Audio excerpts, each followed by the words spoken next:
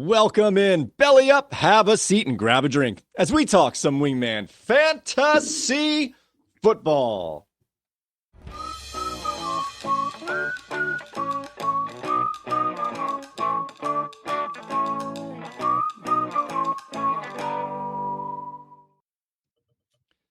Welcome into another edition of Wingman Fantasy Football, the League Podcast. I'm your host, Michael Furley, and as always, I'd like to thank all of you, or any of you who may be watching or listening to today's show. This is episode 108, a Week 7 preview, and it is my great pleasure to welcome back into the bar Mr. Bernie, a.k.a. Team B. I'm Cuban B. Yes, Cuban B.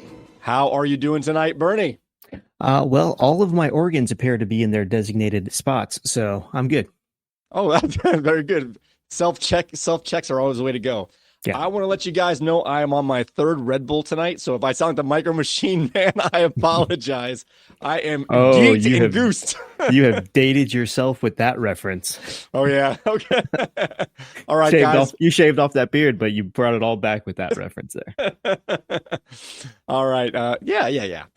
So we have another full episode for you guys as we will set the slate for this weekend's prime time games, check in on the player news and practice reports. We will check in on the waiver activity of our waiver wire. We'll go over this week's matchups in the Wingman Fantasy Football League. Pardon me. See who's on top of the newest power rankings. We're also going to give you our starts of the week, and I guarantee these guys are going to be bangers this week. And we will have another installment of a 4th and Long with Bernie. And we will take stock in this week's Wingman Jam. And, of course, we will dive into the mailbag. But before we do any of that, we want to make sure everyone's here. Let's get everybody in the room. Wingmen assemble!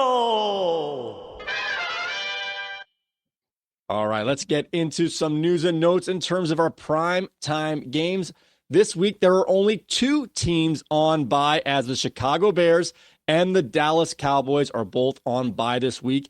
And the NFL schedule is a little wonky, so be aware of the unusual schedule, as once again, there is a game early on Sunday morning in London, but this week there are 2 Monday night games.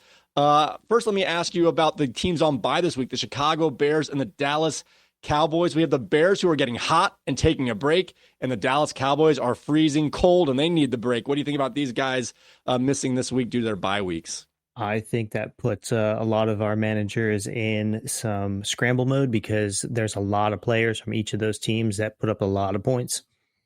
I don't know what I'm going to do without Brandon Aubrey this week. He's my best player. Yeah. I know what Ezekiel Elliott will be doing. He'll be on a roster getting 0 points again. At least he won't be in the starting lineup. Yeah. All right. So let's start off with the primetime games. Let's see here. On Thursday night, we have the Denver Broncos galloping their way down to the Bayou to take on the New Orleans Saints at 8:15 p.m. in a return trip for Sean Payton to his old stomping grounds. And on Sunday morning in London, we have the early game with the Jacksonville Jaguars giving up a home game to take on the New England Patriots in London. I've said London 3 times in about 10 words. And on the Sunday night game, we had the New York Jets soaring their way to the Steel City to take on the Steelers in Pittsburgh, and that game's at 8:20. Now for the 2 Monday night games. The first one starts at 8:15 p.m. with the Baltimore Ravens taking on the Tampa Bay Bucks in a battle of potential MVP quarterbacks. And the last game of the week will be the LA Chargers shocking their way over to the desert to take on the Arizona Cardinals, and that game starts at 9 p.m. Which of these games, or how many of these games, catches your attention? Well, the first game, the Thursday night game, catches my attention right away. I'm not too worried about the Monday night games because I'll be sleeping. And the Sunday night game catches my attention just so I could see what Pittsburgh plans to do with their offense. Are you intrigued? Are you gonna hate watch the combination of Devontae Adams and Aaron Rodgers? What are we gonna do about this? Ooh, no, I'm intrigued. The only reason I would hate on that is because it's the Jets, and it's the Jets. But it's interesting. It's an interesting storyline in the NFL, and that's why we watch it. It's our soap opera.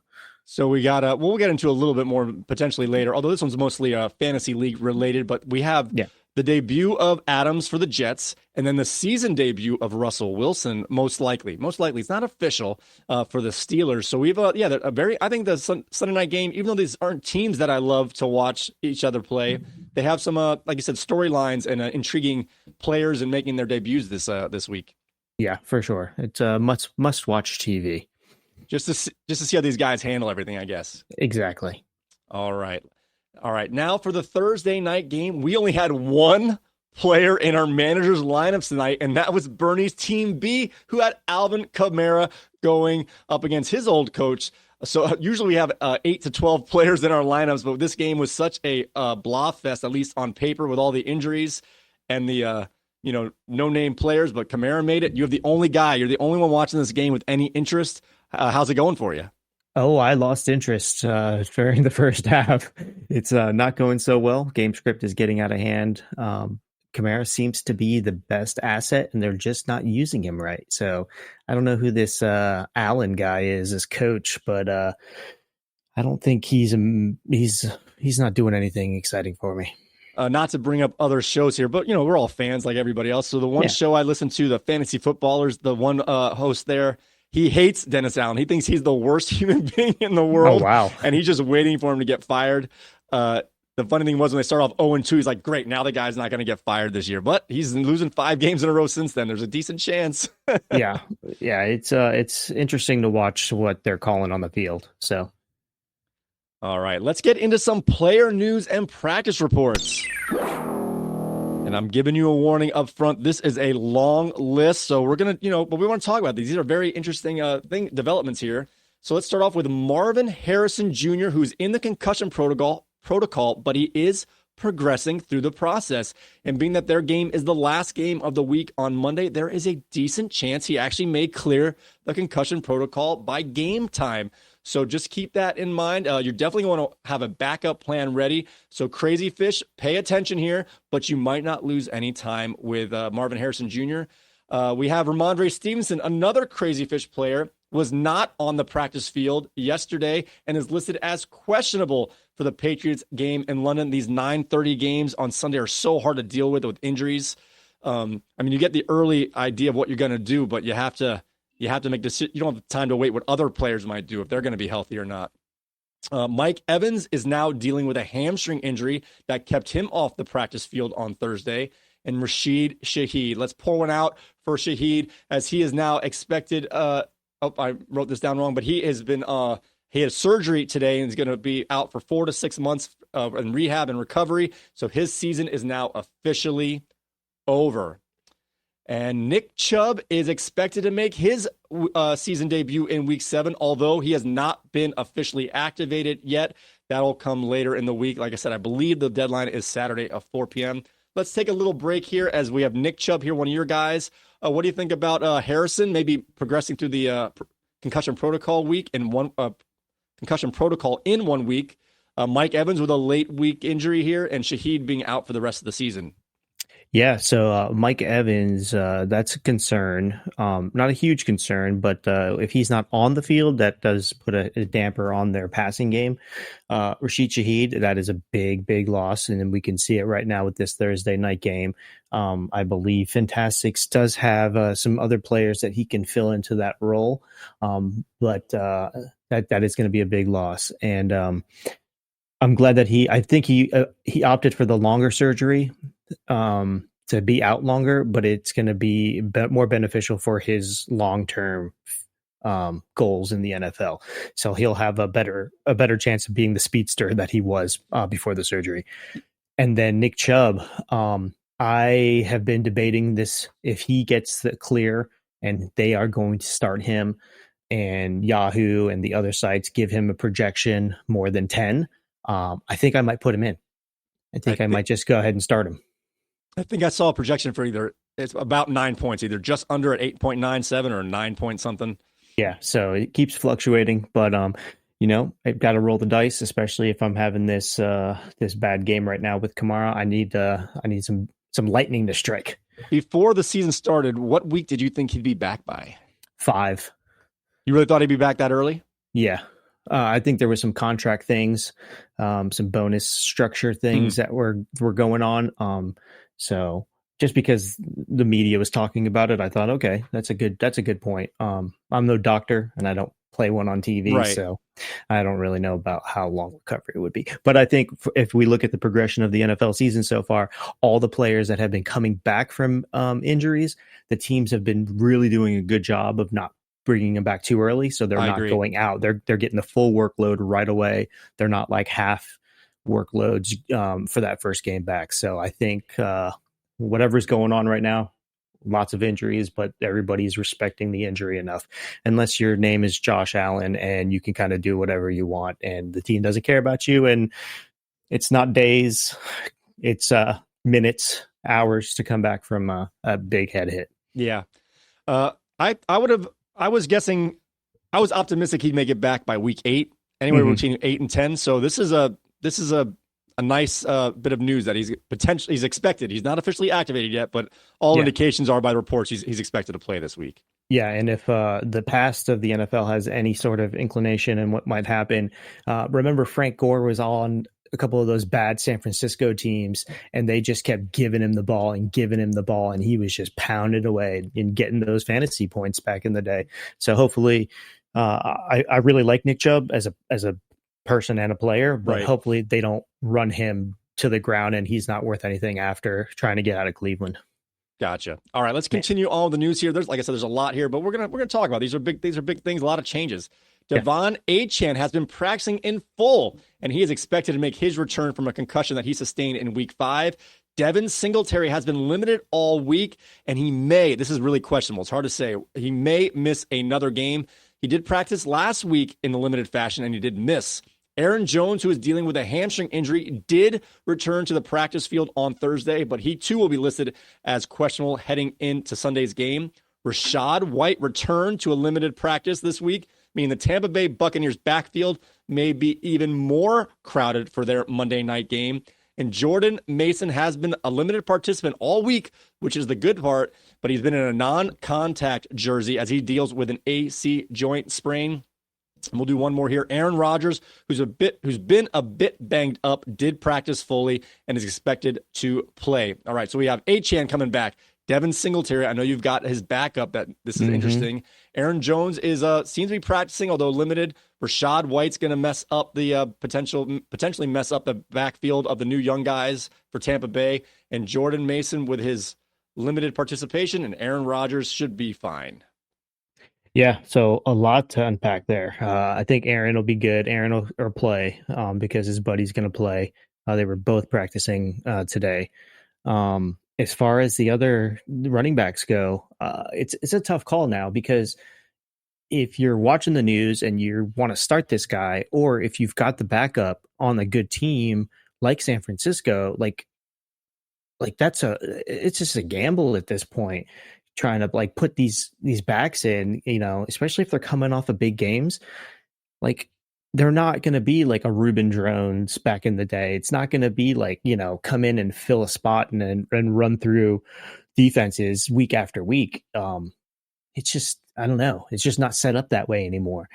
So I would be concerned. I'm not going to start Tracy. I thought I was going to start Tracy, but it's just too risky at this moment. I'd rather start Chubb if he gets the all clear than Tracy. I want to save it for later, but like how you said, whether or not to Tracy, that the confidence level in that affects your decision on whether you want to play your Thursday night player. Similar with me with Jordan Mason and Javonte Williams. It's like, do you wait a little longer for the unknown, or you take the guy you know is going to play, but you're not sure if he's your best player or not? But we'll save that for a little bit later. Yeah. What do you think about Rachaad White here? That you picked up Sean Tucker. We'll mention that a little bit later too. But now there's potentially 3 running backs in the backfield, and who knows who's going to get the work. They've said they're going to go with a hot hand. I don't know who's going to get the first carry here. Rachaad White's the tenured player, but they're all pretty much young. They're all young players. So remind me who the coach is. Bowles, Todd Bowles. He's a defensive coach. So yeah, he's a defensive coach. So I think Todd Bowles would probably. Who's the offensive coordinator? Do you know? They lost. Canellis left, so I don't know who's taking over this year. I don't know the name of the guy, to be honest with you. They might do the hot hand. I think Bucky Irving gets it. I don't know. I think it's going to be more of like a 40-40 and then maybe 20% Rashad White. I don't think Rashad's going to get a complete third split in the workload. I think Bucky Irving might get the top, and then my guy will pick up a little bit of the slack. I think Irving is the best rusher of the running backs. Rashad White seems to gets most of his points in the passing game, and this is potentially going to be a high-scoring game with the Ravens. But Sean Tucker looked great last week. He did. In both facets, but especially in that passing game. His long touchdown was a screen pass that he ran through everybody. So if you've got a more athletic guy, a more powerful guy who can take work from Rashad White in the passing game, you might have Tucker for the passing game and Irving for the running game, and Rashad White might just be nudged out here.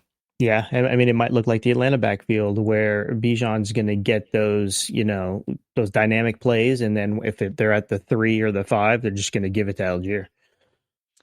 This is more a concern for me. Just I want to mention this before we get to the next guys here. How confident are you that Devin Singletary is going to play or Jordan Mason's going to play? Ooh, I'm not terribly confident, but I've been known to mess that up with like Joe Mixon and stuff. So I don't know. Maybe it's my news source. Maybe I'm just not as on it as far as up to date. My news might be a couple of hours or a day late. So I'd be 50-50 on both of them. That's why I'm not starting Tracy. Right. But like I said earlier, the teams seem to be taking more caution than in past. So if those guys have hamstring injuries and they're lingering at all, they might play, but they might not play, 20% of those snaps. So in defensive view, it's not your news source, although I don't know where you get your stuff. The last 10 days have been crazy with Newt saying like Pittman's going to be on injured reserve or James Cook's going to play. And then people have been doing the opposite of what they've been saying all week. Yeah. Singletary's going to play. No, he's out. Mixon's might miss a couple weeks and he plays. So it's not you. The reporters this last 2 weeks or so, they've been having a hard time and we're just doing the best we can to figure it out. Exactly. And I don't know what the exact rules are for having to put somebody on injury or what, how the team has to announce it or what the case is. But there might be something going on there too. They might be playing some sort of strategy game so teams can't game plan. All right, let's move along to our next group of players here. Malik Neighbors. Won't you be my neighbor? Has been cleared from the concussion protocol. He missed 2 weeks due to this concussion, but he will make his return in week 7. Anthony Richardson has been practicing in full, just like last week. He's expected to make his return to the starting lineup, just like last week. But we'll see what actually happens on Sunday. And Cooper Kupp has returned to practice in a limited capacity, but barring any setbacks, it looks like he will get back on the field in week 7. Josh Downs, who's been dealing with a toe injury, he's listed as questionable. He did miss some practices last week. He's also missing practices this week, but he did play through the same injury last week, so we're expecting him to go unless there's any kind of aggravation. And Brian Robinson Jr. returned to practice after missing last week and should make his return this week in a plus matchup against the Carolina Panthers. And Russell Wilson is expected to make his season debut and get the start this Sunday night on the New York Jets. Against the New York Jets. We've already talked about Wilson a little bit. What do you got on? Well, Neighbors is just good to know he's back. So what do you got about Anthony Richardson, Cooper Kupp, or Brian Robinson here? So as far as Cooper Kupp goes, Matt Stafford, his stock is going up a little bit if Kupp comes back. Puka should be back fairly soon too. So that really bumps that entire offense up a little bit. And then who was the other guy? Neighbors. Anthony Richardson. Alec Pierce will still be good. The rest of them, though, I don't know. Hopefully, my high ankle sprain Taylor is good to go. So he's a better runner than Sermon. So if Sermon is in, that offense is just passing. All right, let's move along to the next guys here. We have a couple of players who were traded to new teams. We have Amari Cooper is expected to be ready to make his Buffalo Bills debut this week. Devontae Adams is also expected to make his debut for the Jets. Now, Jonathan Taylor, he missed practice all week, and I'm thinking he's going to miss his 3rd consecutive game, but I did notice he does have a projection right now with Yahoo, a strong one. So you think he's going to go, at least right now. I think he's not. We'll talk about that a little bit. and Juju Smith-Schuster was added to the injury report on Thursday. So keep your antenna up as we approach Sunday. We've had multiple guys have late week injuries who have ended up missing that Sunday. Some guys have played, but we've had multiples that have missed. Let's see.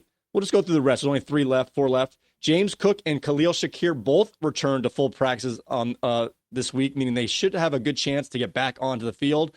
However, Ray Davis, after his strong substitution game last week, has been added to the injury report, and he is now questionable for week 7. Travis Etienne, this is one of those news report things here. Etienne was listed as week to week with both a shoulder injury and a hamstring injury, but he's been practicing in full and may end up playing after all. And Tyler Lockett, another late week injury, was added to the injury report with a knee injury after the Thursday practice. All right, we had a lot of names here. We have the Amari Cooper, Devontae Adams. We talked about it a little bit. Are you excited to see Amari Cooper? We didn't talk about him as much for his Bills debut. Yeah, I'm more excited to see Cooper than Adams. I think the Bills did much better in that whole situation with how much they're paying him, with the need that they have, being a 4-2 team, not being the 2-4 Jets that are just, throwing up a Hail Mary at this point, trying to save the rest of this season. So the Bills, I'm excited to see it. I think that that will give Josh Allen a little bit of a relief. Shakir should start to see some more open spots on the field, so Cooper can stretch it a little bit. So we'll see how that goes. All right, let's talk about, you have 2 players here. Jonathan Taylor, what's your confidence level here? I'm surprised you have, I know it's early. You have him in your lineup right now, and I'm surprised Yahoo has such a high projection. And Juju Smith-Schuster, I think you have him out of the lineup right now. You said you were excited to have a chance to play him. I don't know if it's just the numbers game or what's going on with these 2 players. No, when I set my roster, and we could get into it when we do the matchups, I hit the optimal players just to see what happens, just so I can gotcha. See that high projection. And then as the news filters in, Jonathan Taylor, I'm not confident in. I think he was questionable, and he had it projected in Yahoo all the way up until right before the game, like the day before. And then he's out, dropped it. And so I think he's basically saying, I'm good. And then when the doctors go and then he tries to do something, he's like, no, I can't go. Because again, I think he doesn't want to half-ass it. They want him 100%. They want, they don't want to have to change the game plan after the first quarter because he's got to get pulled out. Right. So that's how I feel about that. As far as Smith-Schuster goes, I heard that his hamstring was acting up after the practice. So I think that might be okay. They don't really have anybody else, so hopefully he can at least get on the field for, maybe 6-7 catches and, 1 long bomb. That would be good. And then Travis Etienne, is he going to play or what's going on here? What do you think? I don't know, man. We should talk to Ben. I know. I want to bring that up later when we get to the free agent lip pickups. Yeah, Ben's brilliant team is hoarding the Jacksonville running backs, so I don't really know what to think about that one, honestly. All right. That's a lot of news, a lot of stuff to talk about here. So keep check back with us. Friendly reminder, we'll mention at the end of the show here, but we are going to do a live stream on Saturday where we'll have a much clearer, not the clearest, it's not officially active, inactive, but a lot of times by that Saturday afternoon, the reports start coming out who's been ruled out already. So we'll have a better idea at least of potential pivots we can make when we get to that part of our decision making. All right, now it's time to check in on the activity of the waiver wire for the Wingman Fantasy Football League. This week, we had 11 waiver bids for 8 NFL players, and 2 players received multiple bids. You have to talk about this one, Mr. Bernie, as George Pickens was out there, and he was picked up by Crazy Fish for $7, and he outbid Red Sox Nation, put a $5 bid, and Amazing Spidey put a $3 bid. Crazy Fish, you did a great job on this bid here. I thought $3 was too much, but with 2 overbids, George Pickens went to Crazy Fish. Isaac Garendo went to Cubert's Rage for $2, outbidding Amazing Spidey, who put in a $0 bid. Drake May went to Mac Daddy. Draco Mofo went to Mac Daddy 2s for $2. Cameron Dicker, the kicker for the Chargers, went to Crazy Fish for $1. Patrick Taylor Jr. went to Amazing Spidey for $0. The Detroit defense went to Amazing Spidey for $0. And Graham Gano went to Crazy Fish for $0. which of these players are the most interest to you? I'm going to start with George Pickens. You let him go. Yeah. Your 5th round pick. Yeah, I know. I let him go.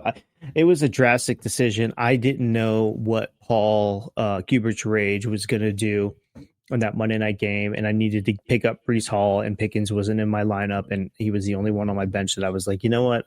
I'm tired of trying to play this guy, and he's basically two low weeks, 1 high week, 2 low weeks, 1 high week. So it's like, you know what? Have him. This might be my sabotage drop Right, for I was the year. thinking that. Yeah. So it's and Russell's going to be there. Now it might be that he becomes Russell's Tyler Lockett little buddy, and it's a thing. But if you watch the games, Pickens gets very frustrated very easily.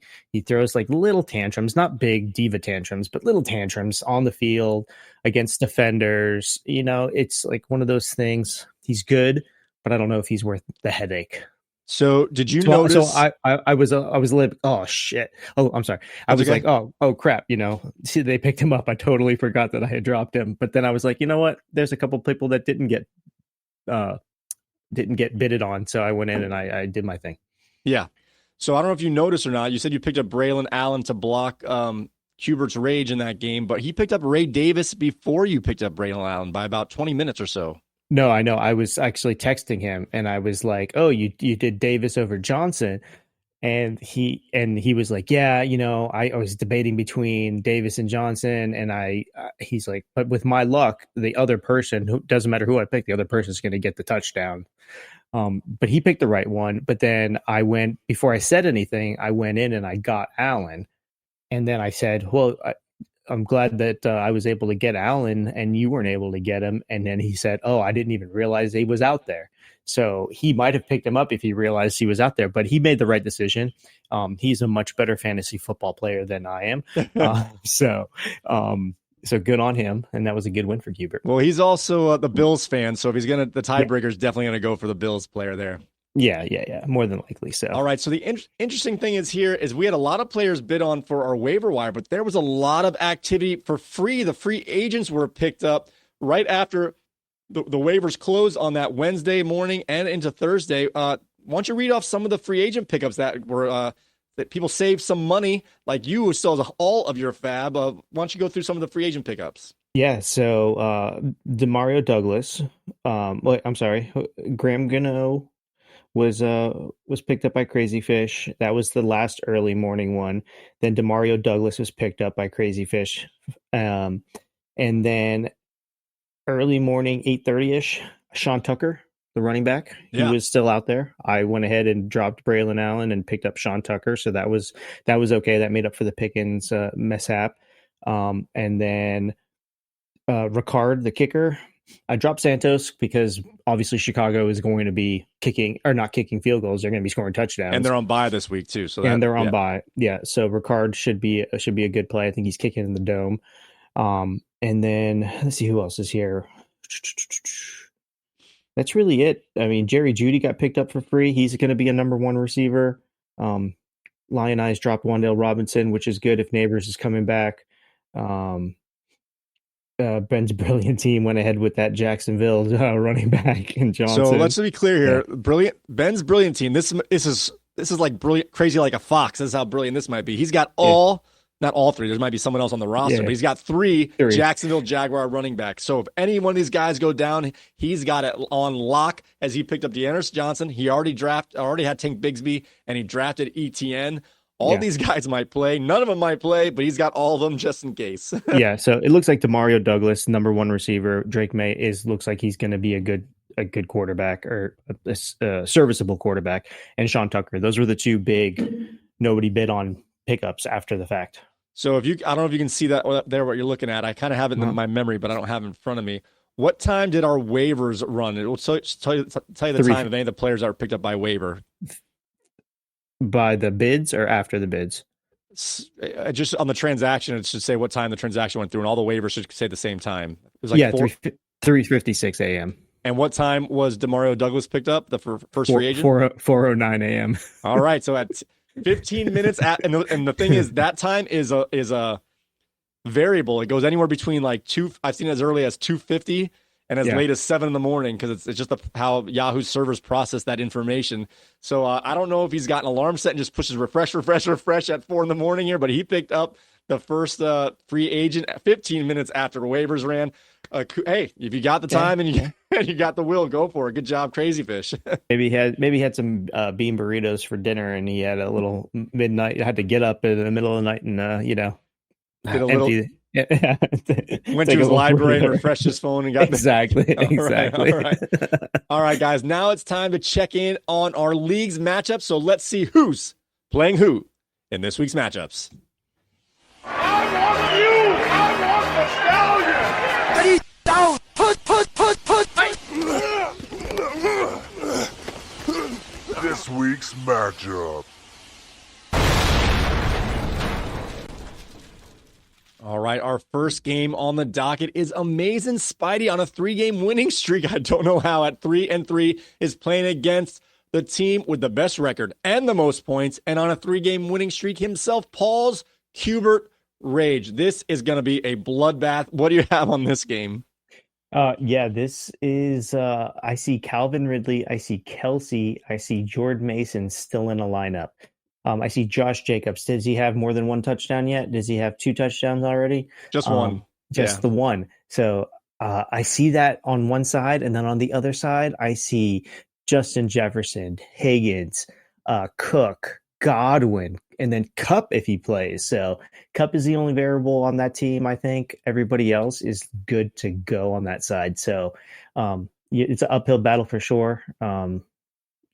10-point difference in the projection as of now, but there's still a lot of changes that could be made. There's still a lot of projections that could shift. So who knows? All right. Our next game on the docket is Bernie's Team B, also at 3-3, up against Katie's King George at 2-4. What do you have on this game? Ooh, so Katie, she is got good players, but they're not projected very high. I've got good players that are projected very high, but they are boom bust good players. So they are game script dependent good players. So I would lean towards Katie just for consistency. She does have Evan Ingram in, and I do have Jonathan Taylor in. So those two could be out. As far as the bench goes, I don't have anybody on bye. She does not have anybody on bye. So we've got a lot of wiggle room. So this might be a close matchup, a little strategic matchup. All right. So while we're here, I just looked at the score. This is killing me. Mm-hmm. You mentioned in our last show that you were considering sitting Alvin Kamara. He made it into your lineup. Who were you thinking about if you were going to sit him? Hindsight's 2020 here as this game being late in the game. Who were you considering putting in that spot, or who you were considering waiting on to see if you were going to put someone in that spot? So it was so the two bench players that might move in is going to be Smith-Schuster, who now has a questionable tag, and Tracy Jr., which Singletary is up in the air. So that would have moved into that spot. Both of them obviously projected half of what Kamara's projected. So the Thursday game really throws me because you're kind of like scrambling. You're going through your normal non-fantasy football stuff throughout the week. Thursday game comes, I'm trying to, get home, get situated, deal with normal life, and then looking at the stuff and be like, man, I just don't have time to make these like rash decisions. So there's no questionable tag on Kamara. It's not a great offensive, look for the Saints. So it's just really tough on these Thursday night games with players that you're kind of want to move in and out. And so I just left them in. Because I didn't want to make a stupid rash decision. And I played the Yahoo projection on it. So I had a similar situation in the opposite direction with Jordan Mason, who's been my best running back. Mm-hmm. He's got banged up. I'm nervous in a couple different ways. One, whether he's going to play at all. Mm-hmm. Two, though, with the banged up AC joint, if he plays one big hit, he could be out. Yeah. But again, he's my best running back, and he's got a bad matchup. It was just, but my option was that. Wait to see if I find out more news and just gamble what information might come out later, or put in Javonte Williams, who I haven't started since week 1. I was nervous to put him in, and he's having his best 24.6 point. Yeah, I just looked. It's killing me. Oh man, I just looked at that points. Oh, that's tough. That is tough. My team is way weaker than Cubert's Rage. That would have been the type of boon I would have needed. I needed guys to outperform, and I let that one go. But the thing is with Williams, I've been waiting for him to have a good game as a potential trade away. Mm-hmm. And if I started him, I can't trade him till next Tuesday. Right. Or it won't go through. So even now, I could trade him away. People can't use him this week, but I can still put him in a deal up until tomorrow to get some movement for Sunday, in time for Sunday's games. Yeah. So it's one of those things like if you put a guy in and he stinks or gets hurt, you can't drop him because he's in your starting lineup. You can't drop starters. If he does well, or or it is bad, then he's sitting there for 4 days while you're staring at it. Mm-hmm. And it's just kind of like I'd rather put off the pain longer. Although in this case, the pain just punched me right in the face as I let Williams sit down when I have questionables all over the rest of my lineup. Okay, so I hear you on that, and that's a tough one that you. So what's the deal with Taylor Jr.? Because if Mason doesn't go, is Taylor Jr. going to get? I don't know anything. You don't know. Okay. So Kansas City's is a very good run stopping team, which again is not a good matchup. Guerrero is not a pass catcher at all. I don't know Taylor's game, but I know Guerrero's not. So I'm assuming Taylor is the more pass catching type running back. Yeah. Taylor played better than Guerrero last week, except that Guerrero had a 76-yard run. So I'm just waiting. I mean, Guerrero would have been the better play, but I put $0 bids on both, so I was going to take whoever was cheapest. You know what I mean? Yeah. That works. And honestly, even if Mason's inactive, I don't know if I'll play him. I have. This is going to sound bad. I've got Mark Andrews for that Monday night game, so I have someone I can put off all the way to the end if I you know what I mean. If I'm not sure, I've got a late player to put in. So basically, what you're saying is there's a chance that next week you might have your second tight end rant because you'll have Kelsey and Mark Andrews in. There's a chance. There's a chance. Oh, yeah, that's a bummer. Well, at least you have it in the flex spot, so you're good. Right. All right. Our next game on the docket here is Knicks waddle away at 3-3. Then he waddled away, waddle, waddle. Then he waddled away, waddle, waddle. Sorry, Alex. And then against Corey's Mac Daddy 2s, who's at 5-1, and due to tiebreakers, he is the number 1 seed in the league right now. What do you have for this matchup? Well, I don't know how Nick's going to do this, but he might win again. He has Adams. He's had Adams on his bench all this whole time, and he has Rodgers, but he currently has Rodgers on his bench. So he's going to start Justin Herbert over Aaron, but Herbert is playing the Monday night game. So this is a tough one here. Really, I'm not going to say anything about Mac Daddy 2s. He's got a stout team. The only flaw I see in his team is Breece Hall's consistency. Everybody else on this, and he's got Drake. He's got Drake May starting because Caleb is on bye. So that's the only thing I see as an issue would be Breece Hall's consistency and maybe Drake May, but I think Drake May will be fine.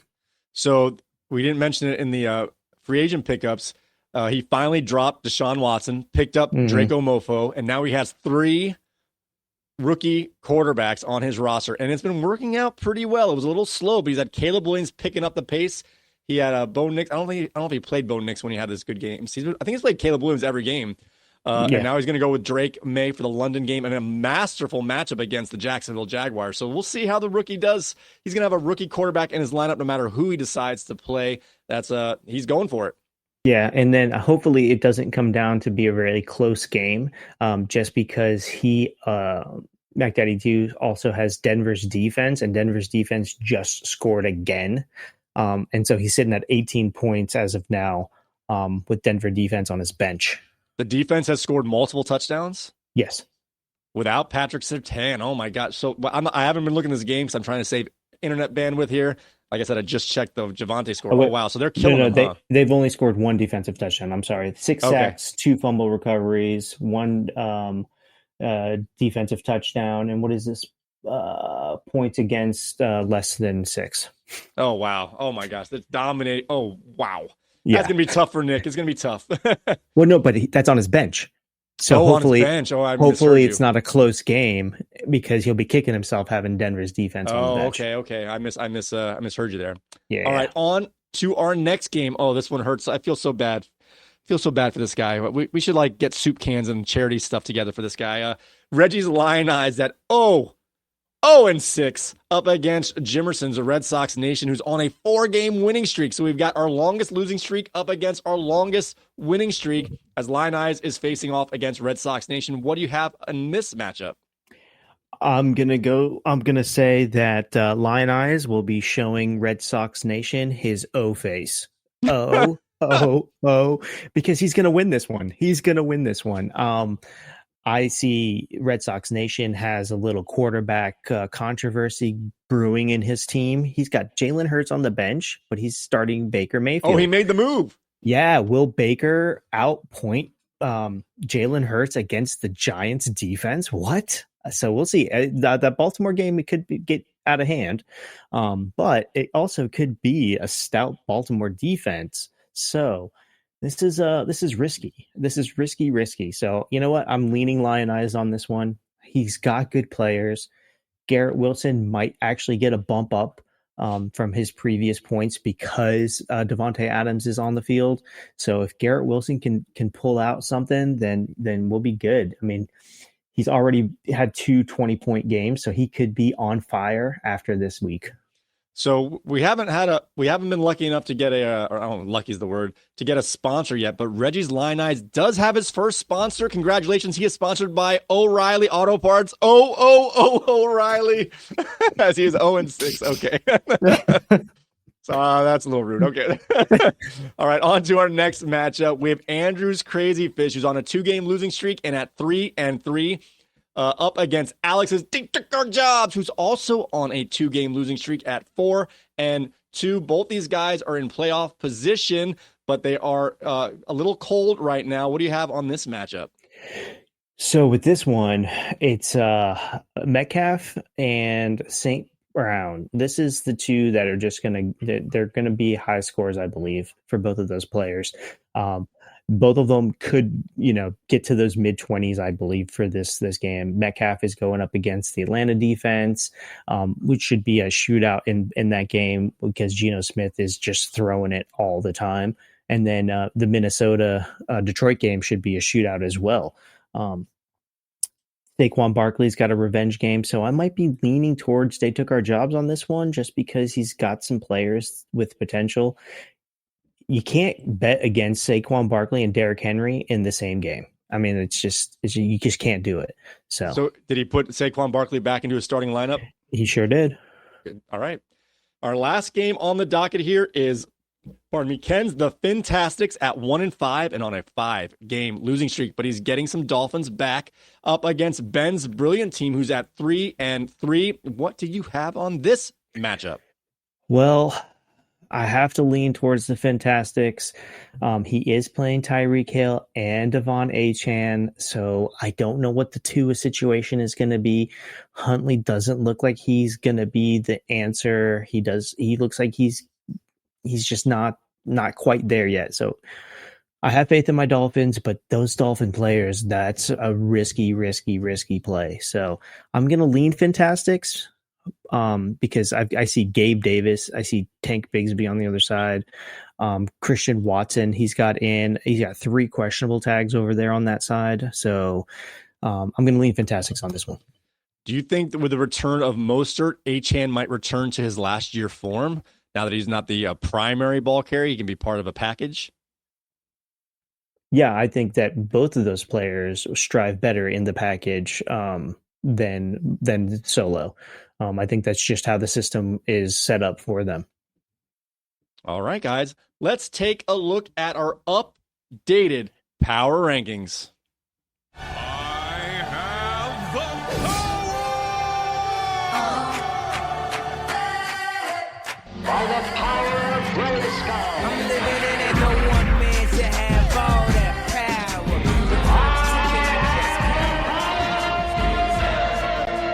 Wingman Power Rankings. All right, let's start at our I didn't change that. I thought I did. Give me 1 second.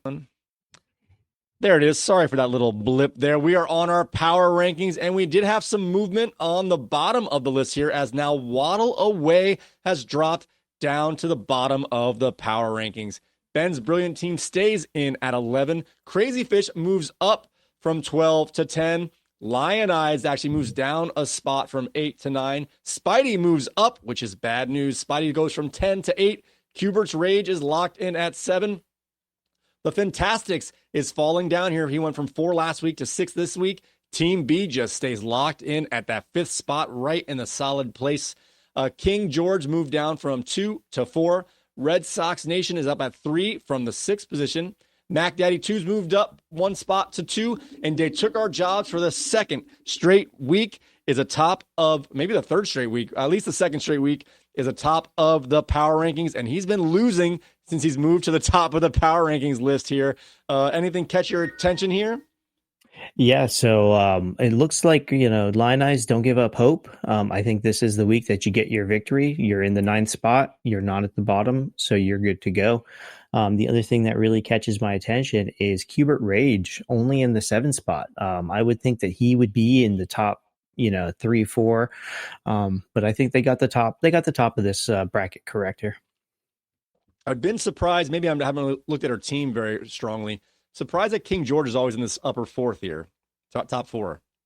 That's because she's really good at what she does. I think I don't know, maybe because they have big scores for McCaffrey coming in at some point, projection wise. Maybe that's why. I didn't think about that till just now.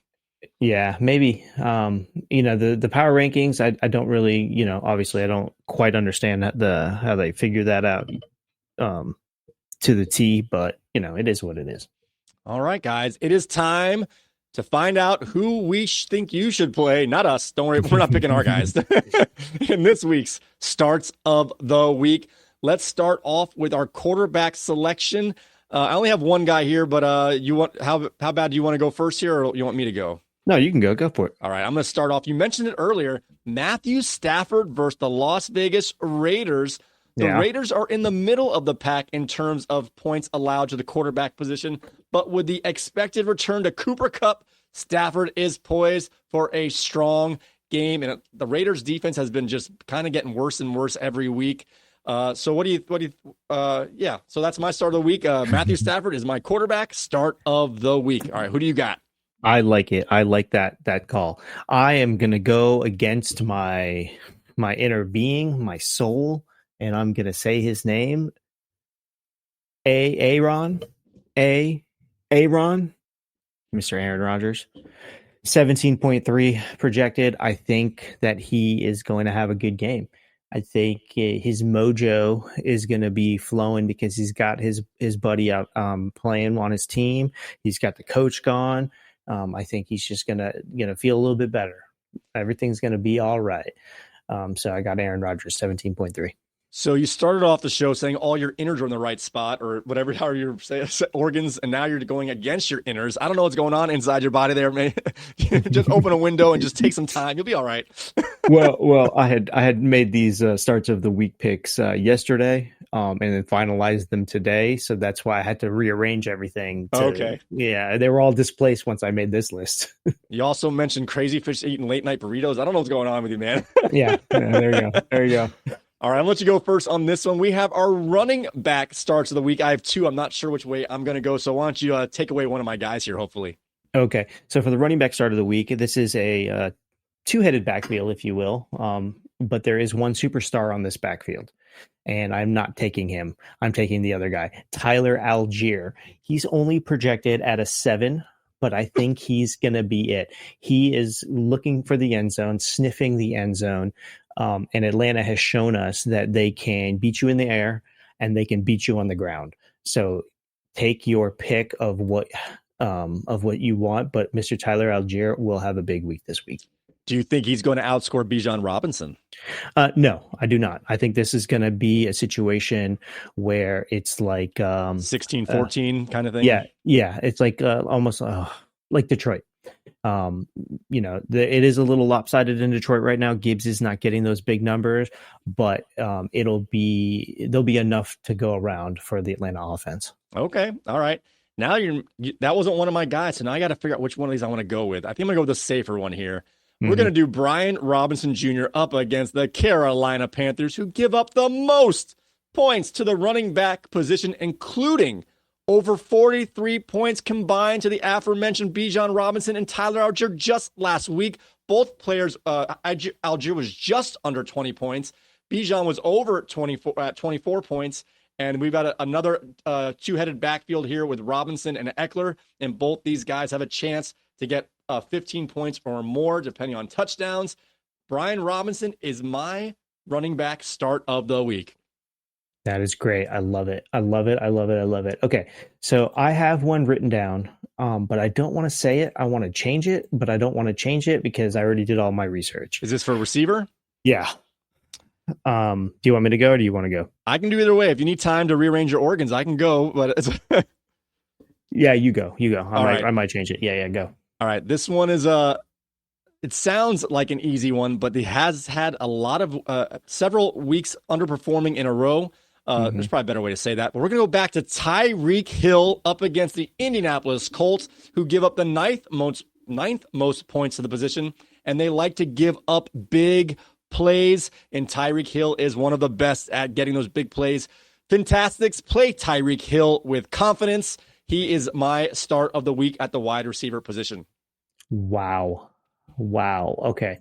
So do you think that Tyreek Hill is going to score more points than Amari Cooper? Yes, I do.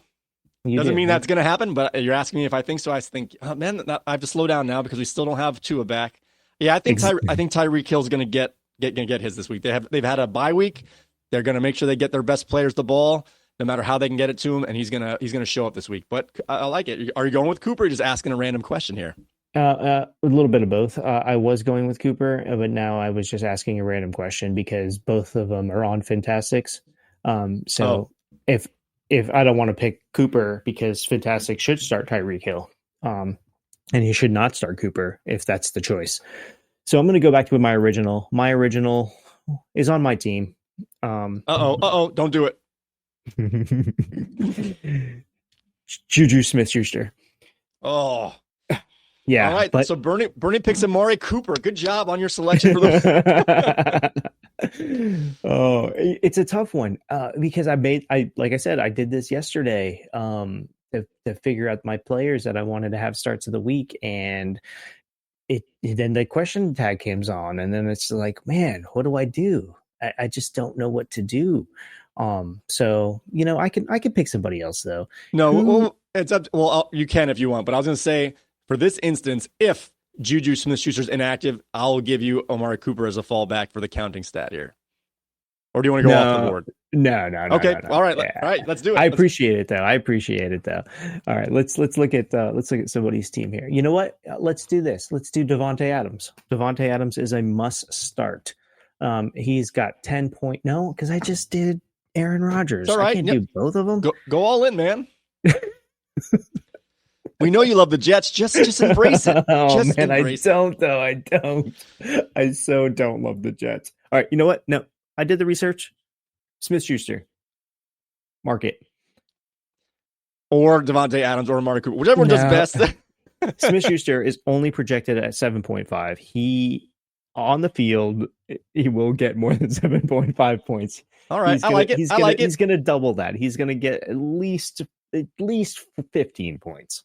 Well, I think unless the injury is like a real injury, like a serious thing, he's their only guy, like you said. So if he's feeling any kind of, they're just going to like just take a break. We need you for Sunday. Mm-hmm. So I'm thinking it's not a serious injury at this point. There's nothing to indicate that. It just we don't like these late in the week new designations. They're always a little like, I'm not sure what that means, but I think they know that he's going to get a lot of work, and they might, hopefully just a rest kind of thing, and they just maybe put a designation on him.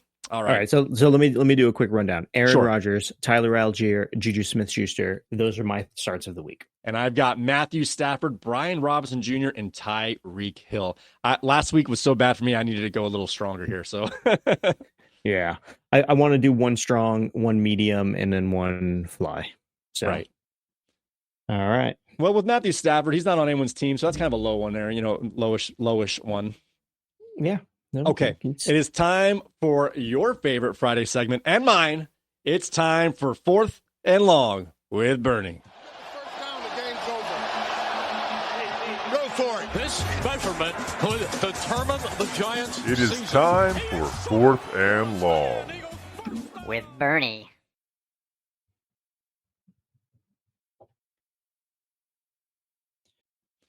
all right. Well, with Matthew Stafford, he's not on anyone's team, so that's kind of a low one there, lowish one. Yeah. No, Okay, it's- it is time for your favorite Friday segment and mine. It's time for Fourth and Long with Bernie. First down, the game's over. Go for it. This measurement could determine the Giants' It is season. time for fourth and long. With Bernie.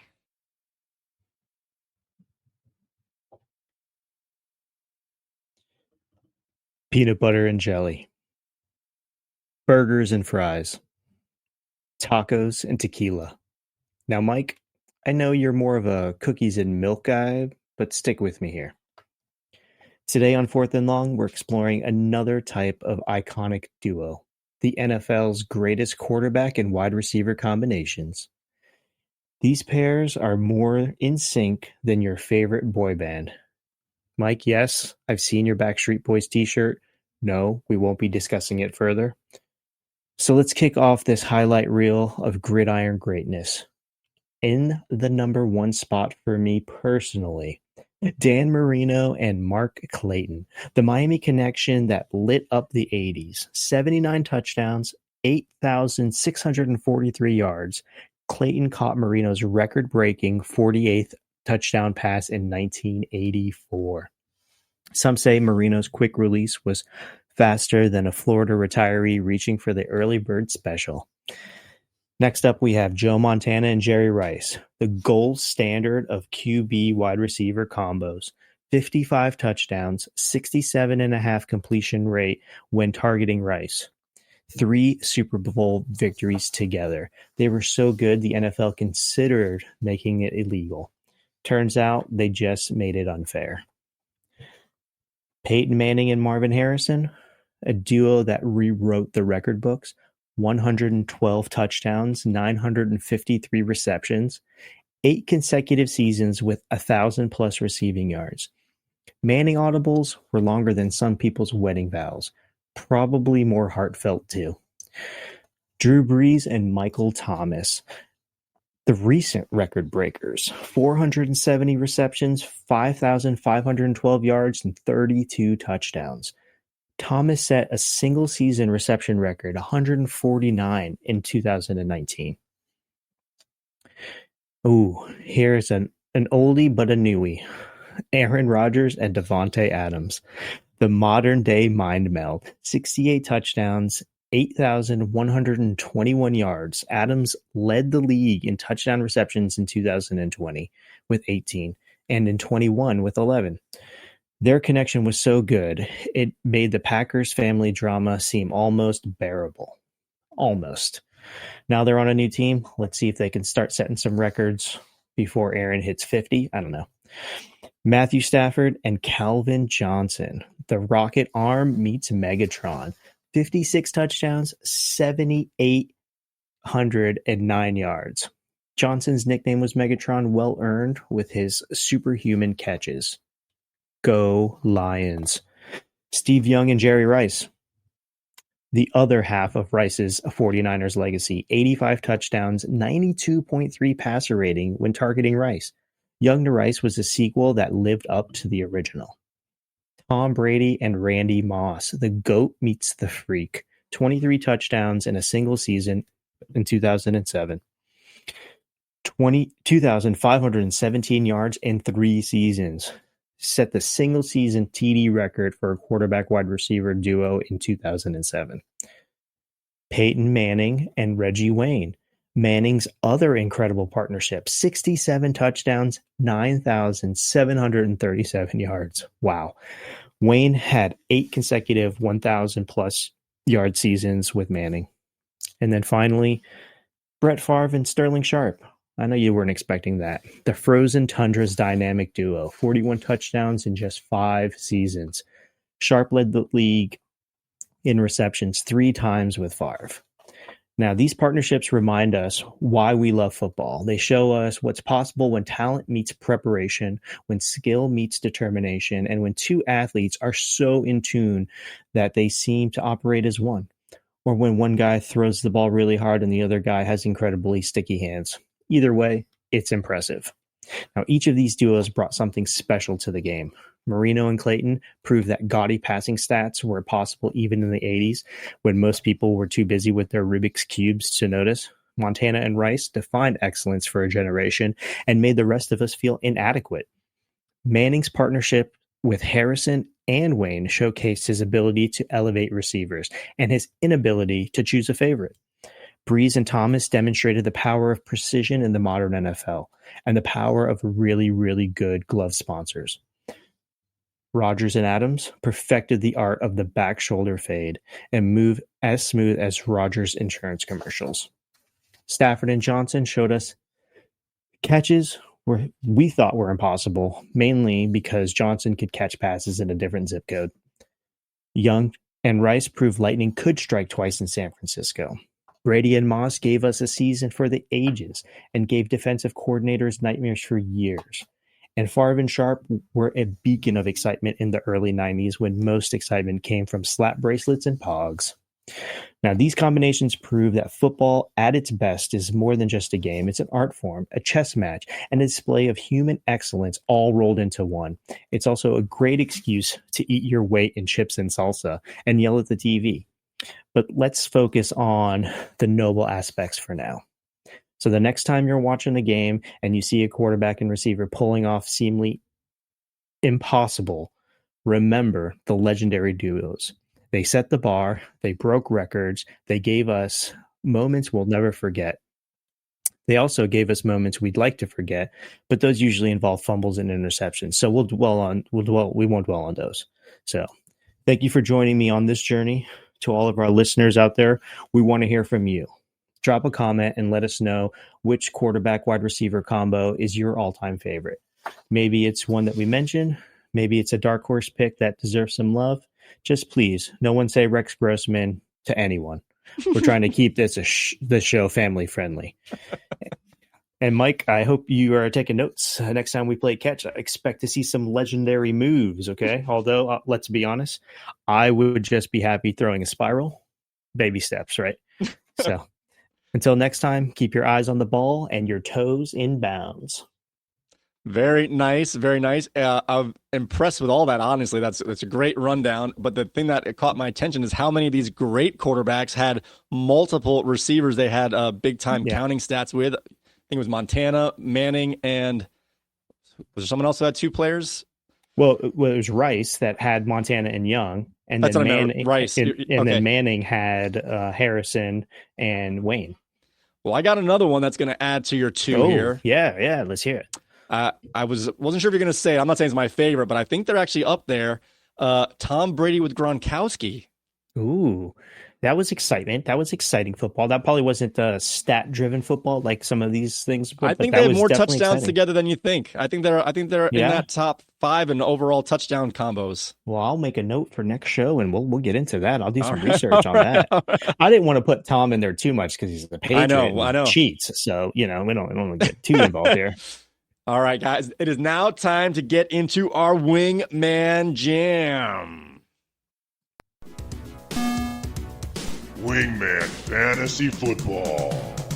Wingman Jam with Bernie the Bounty Hunter and Amazing Spidey.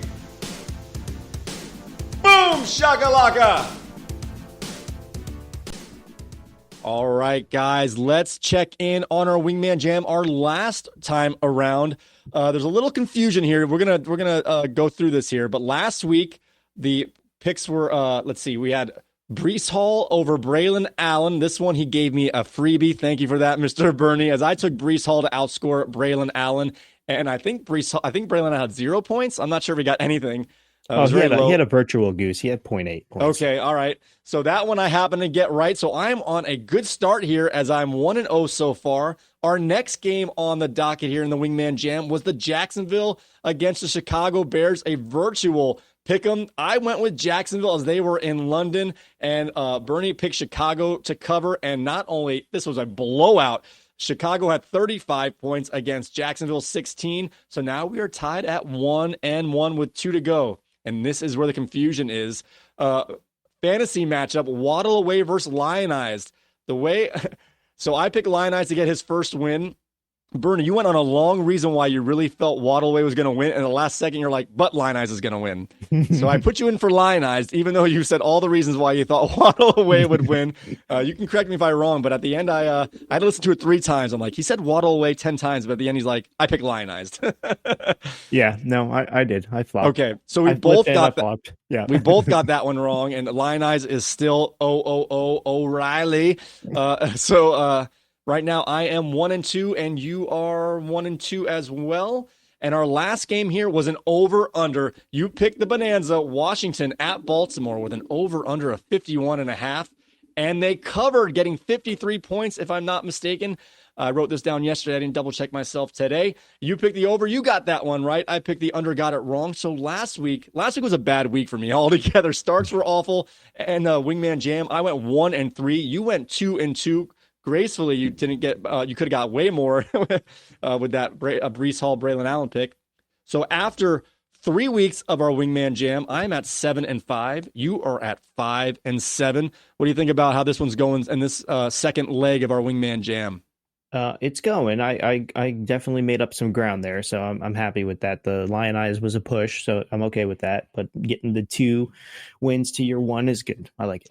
All right, guys, just so we don't keep this going in our prop bets here, it is now time to do our real Wingman Jam. Every 3 to 4 weeks, depending on our score, we're going to do a 2-on-2 heads-up battle, and we are going to roll the dice to see which rounds we are going to choose from today. We're each going to pick a player from rounds 1 through 6, a round that's in 1 through 6, and then a round that is 7 through 12 or later, depending on the dice. Because I'm up by 2 scores here through our 3 weeks, I'm going to get the first pick. It's not a random draw. I earned it. I'm taking it. So let's get our let's do the dice here. So our first round we're going to choose from is round number 3, and our second round we're going to choose from. Oh, I dropped it. Let me do it again. Is 12 or later. Oh, I got a 6 here. So round 3 and 12 or later. Let's put the draft board up for our viewers here and ourselves. I don't know who's in these rounds here. So I get the first pick from round 3. It's a little tiny for me here, so give me a second. 1, 2, 3. Well, we're picking flex positions. They can be receivers, tight ends, or running backs. Okay. All right, I go first here. Oh my gosh. A couple of injured players here. Yeah, a lot of injured players. Pacheco and Collins in this round here. Oh my gosh. Yeah, this is actually a tough round to choose from right now. And Evans. Evans is, I don't want to go first. Oh my gosh. They all have bad matchups. And are we picking 2 players from this round? No, 1 player from this round. And 1 player from the other round. Yes. Okay. I think I'm going to, oh my gosh, I don't love this. I'm going to take DK Metcalf for my first pick. Ooh, that's a good pick. You know what? Time out. I get first pick. I get to pick from either round. Let me take that back real quick. I don't have to pick from that round first. Okay. Oh, there's no one good here either. Jordan Mason's hurt. 12 and lower. 12 and lower. 1, 2, 3, 4, 5, 6. All right, I'm sorry. I know I messed this up here. I'm taking from the last round here. I'm going to take J.K. Dobbins for my first pick. Okay, gotcha. So for my first pick, I will pick from either round. I will take either round. Yeah. I will take Metcalf for my first pick. Okay, yeah. Did I tip you off there, or is it that? Oh no, I was looking at it, and then you said his name, and I was like, ah. Yeah, I didn't love those guys there. So okay, so you get to go next. You get the next pick. All right, so let's do that. There's nobody here. Let's see here. It has to be from the later round, right? I can't take 2 from 3. Correct. It's got to be 12, 13, or 14. So you can do both receivers for the Seahawks if you want. And I can't do a kicker, correct? It's got to be an offensive player. That's not a quarterback. Yeah. Yeah. Okay. There's not a lot to choose from. I see. You can take Jordan Mason. That's a little question mark one, but is that purple Evan Ingram? After Elliott? There's Ingram and there's Bowers. Ooh, I'm going to take Ingram. Okay, nice. I like your team already. All right, now I got to go in the third round here. There's a lot of random guys here. All right, so I got Metcalf and Ingram. Nice, I like that. And then you have for your first pick was J.K. Dobbins. Dobbins. So now I got to pick between 49er receivers or Waddle or Evans, who's banged up. Oh, you gave the start of the week to Tyreek Hill, so how you can pick Waddle? Nah, you can't make that decision. Deebo Samuel's questionable, and they have a tough matchup. Man. You know what? I'm going to go with Ayuk. Let's do it. Brandon Ayuk? Hadouken! Yeah. There you go. All right, let me get this off the board here. So let's see. So I'm going to be going with a pair of I got Dobbins and Ayuk. Yep. Ayuk. You can do it. And you've got DK Metcalf and Evan Ingram. All right, winner takes all on this one. Just you got to outscore your opponent, and the loser will have to wear some sort of embarrassing mask, costume, or wig to show that they have lost. And all good fun. You had your cat costume last time. Let's see if you can return the favor to me. I'm kind of rooting for you here, to be honest with you. I'm gonna dress up like Jackson DeVille, that Jacksonville Jaguar guy. All right, very good. All right, guys. Now, all right, now it is time to get into this week's mailbag. You've got mail.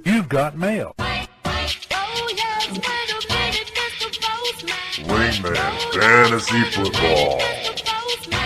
Mailbag! All right, guys, thank you very much. Well, I want to remind you that any comment or post or message, direct message or otherwise, will get into our mailbag segment. And this one comes in from Lion Eyes. Thank you for still watching. I know you're having a tough go. I appreciate that. And he says, this one, thank you, Team B, for setting up the timestamps so I could skip around to my favorite parts of the episodes. And due to the timestamps, I was able to tell exactly when my season was over.